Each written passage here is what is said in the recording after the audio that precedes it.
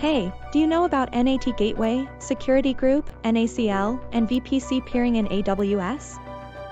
Yes, I do. It's essential to understand these services to build a secure and scalable AWS infrastructure. Can you explain what NAT and PAT mean in AWS?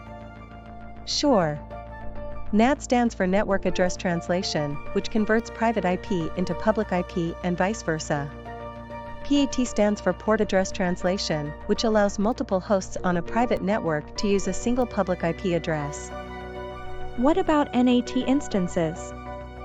NAT instances allow you to share public IP addresses between multiple instances without using a virtual private cloud.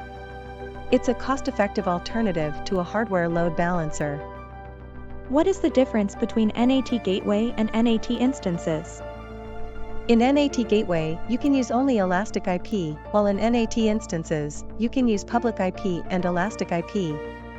Also, you need to associate elastic IP with NAT Gateway to make it work.